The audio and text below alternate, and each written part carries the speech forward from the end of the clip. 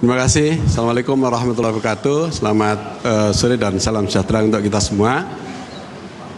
Menyambung tadi yang sudah disampaikan oleh Pak Osman Sabta, Ketua Umum Partai Hanura, bahwa kita saat ini sedang menjalankan perintah konstitusi, yaitu menjalankan demokrasi. Bahwa demokrasi kita adalah landasannya konstitusi, dan sebagai benteng konstitusi kita itu adalah hukum. Jadi kita tidak mau menggunakan perang opini atau pembentukan opini ya di tengah-tengah publik, karena kita juga punya pengalaman dari mulai pemilu tahun 2014 dan 2019 di mana adalah saat ada pasangan yang melakukan sujud syukur dan syukuran, menyatakan kemenangannya, ya, kemudian ternyata pada akhirnya itu kalah. Ini jangan sampai nanti kita kemudian membuat rakyat kita yang sedang melakukan pesta demokrasi itu kemudian dicederai oleh kecemasan.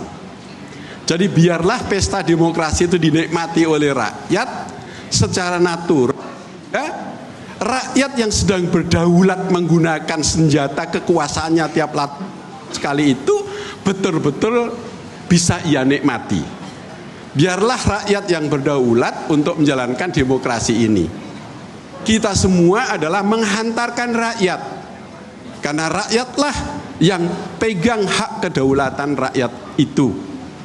Nah, selanjutnya, jikalau kemudian ada dari unsur pembentukan opini itu telah terdesain sebuah kecurangan misalnya, untuk melegitimasi desain rencana kecurangan itu kemudian akan terlegitimasi dengan membangun opini-opini itu, kita juga tidak kalah penting untuk menyoroti bahwa dalam pelaksanaan pemilu ini ada mekanisme yang sesungguhnya transparan. Di antaranya adalah setiap di TPS itu ada C1 plano secara manual.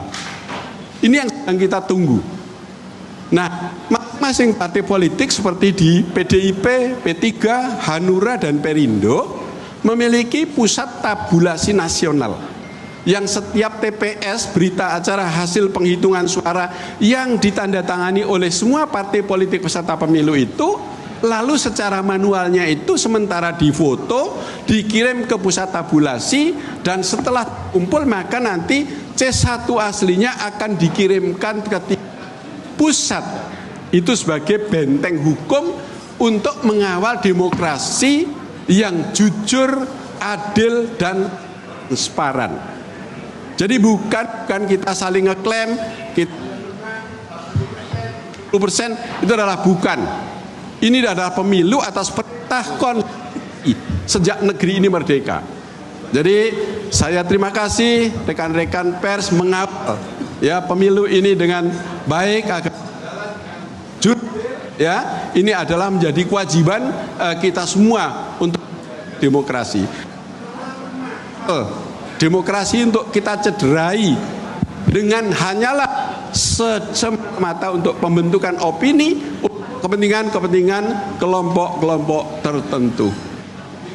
Benar tidak lah, karena founder kita membangun negeri ini adalah mempertaruhkan dan ingat darah bahkan nyawa, dan negeri sudah memilih menjadi demokrasi.